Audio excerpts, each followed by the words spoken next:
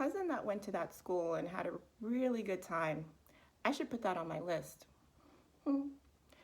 My uncle graduated from this college and he's doing pretty well. I should add that school to my list.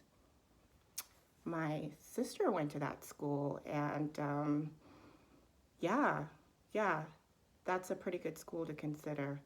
Oh, a lot of students from my high school, ended up at that school a few years back, and that seems to be like a good path. I should probably add that school to my list. Hmm. Okay, let's pause. It's about that time where we are starting to think about the incredible, prospect of building a college list. But what exactly goes into building a healthy, robust, well-rounded college list? Well, you know, that's a little bit what I want to talk about today. Before we jump in, let me just introduce myself. My name is Marissa. I am a student success coach. I basically work to eliminate the stress of the college admissions process for students and families that are getting ready to explore this incredibly exciting time in their lives. I think it's exciting, at least. So, today I want to just take a moment to talk about, a couple of key questions I think you should consider when you are building a healthy college list. Some of these may be familiar and some of these may not be so familiar. So, you know, pull out a notepad and pen and, let's think through how some of these questions will help you when you build your own list. So, the first question I would implore you to consider is this: geography, right? Yes, geography. What kind of climate do I do best in? Okay, so you may have heard of some really great schools all over the United States, because there are great colleges and universities all over the United States. But as we know, there's only one you, right? Even if you're a twin or have multiples in your family, there's only one you, essentially. And there's probably a particular type of experience that, you would probably do well in. And so the first thing I tend to really try to have students consider that I work with is the climate. What type of weather do you do best in? Okay. Are you the type of person that needs to see the four seasons, right?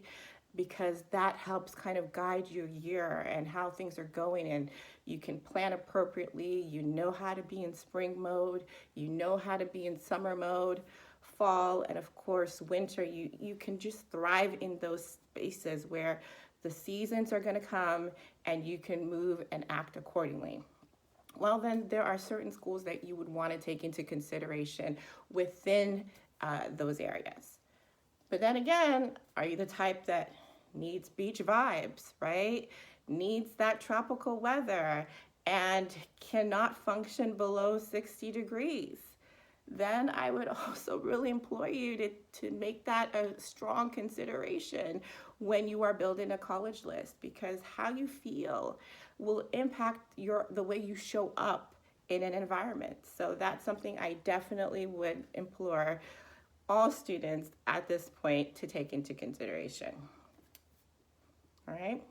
The next question that you should probably ask yourself is, what is my learning style, right? How do I absorb information? How do I process information best?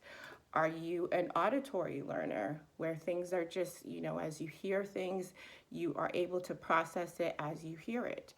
Are you more visual, right? Where you need to see images and, dynamic PowerPoints that do all the things when you're in the classroom? Or are you a kinetic learner where, it's not going to click until you're actually trying it yourself? You're hands-on, let me get in it. Okay, this concept officially makes sense to me.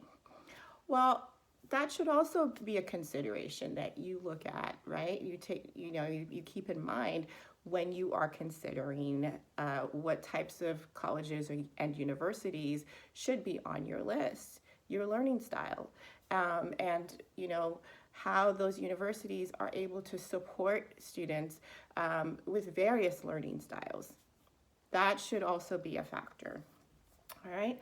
The third question I would say is one that deals also with climate, but a different type of climate. And this would be, what type of campus climate would work best for me? All right. So the previous climate consideration was more about, the weather. And this is more about now the community, the college campus environment. All campuses are not equal. There are some universities that are known for the academic rigor, right? And students take pride in being in environments where they're going to be battle tested and studying and showing themselves to be approved really matters. I've worked with students who really thrive in settings like that where it's competitive, but for them it's healthy. It's not toxic. It's a healthy level of competition, which brings out the best in them, and they tend to do well in those types of environments. So they would gravitate towards schools like that. And then if maybe they heard about a school and they were exploring that school and weren't impressed with the level of rigor within the community, they would tend to kind of scratch that school off the list, right? What about, a campus that is more, it feels more like a community? People, it's easy to connect with people. It's easy to connect not just with those in your dorm room, but with faculty members, with members of staff, and of course the student body. Those relationships are organic because there's an environment that fosters a greater sense of community. I know students that thrive in being a part of a community, having that one-to-one dynamic with other adults and their peers on campus. They will do well. What about class sizes? So when we talk about climate, there's some schools that are huge, right? And students want to feel like we're in a whole town within a campus, and they love that. They love the energy that is bustling, and it feels like a college is really the center of this particular space. There's a big football team, and there's a big culture around that, or a basketball team that is doing well, or that is being supported. There are students that really thrive on that. And then there are others that are like, no, that's not my vibe, not into that. So campus climate is something that I would also implore you to take into consideration. Where would you thrive? What type of environment should the college be for you to say, yes, I could see myself here, right? Okay, and the fourth question ultimately is one that I feel like wraps up this concept, everything that I've basically shared, but in a more tangible way, right? Overall, what type of experience do you hope to gain in college? What are you looking for? Of course, we want to be challenged. We want to be prepared and equipped to start a professional career. But I would implore you to dig deeper, beneath the surface level things that we check off, and say, what am I hoping to gain? What do I value? What's important to me? Am I somebody that is really passionate about a particular cause and I want college to take me to the next level in that particular area? Am I somebody that needs to be challenged to come out of my comfort zone and, be exposed to diverse views, be it politically or socially, what have you? Think about your core values. What are you hoping to gain? How are you hoping to be challenged, right? And then of course, there are the unknowns. And basically, you know, what should the feel of college be like for you, right? So that values question, that's something that, you know, we have could be a range of answers. But because we all have our own personal values that matter to us, our own set of convictions.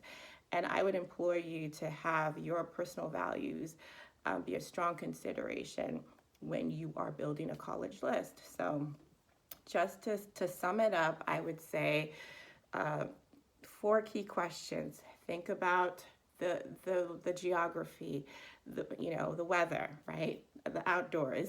What type of environment should that be for you? What is your learning style? Number two, right? How do you thrive best as a learner? Number three, the campus climate. What type of campus environment works best for me, right? And lastly, your core values. What type of experience are you really hoping to gain overall? All right. So those are just four key things. There are definitely other things you should consider, but I would say this is a mix of traditional and non-traditional questions that you should be asking yourself as you build a college list, a healthy college list. If you are interested in more content about the college admissions process, feel free to comment below this video. If you're seeing this on YouTube, make sure you subscribe to this channel for more information. And of course, if you're also seeing this at another platform, make sure that you follow so that you can stay up to date with what's coming next. I look forward to seeing and reading your comments and hearing your insights.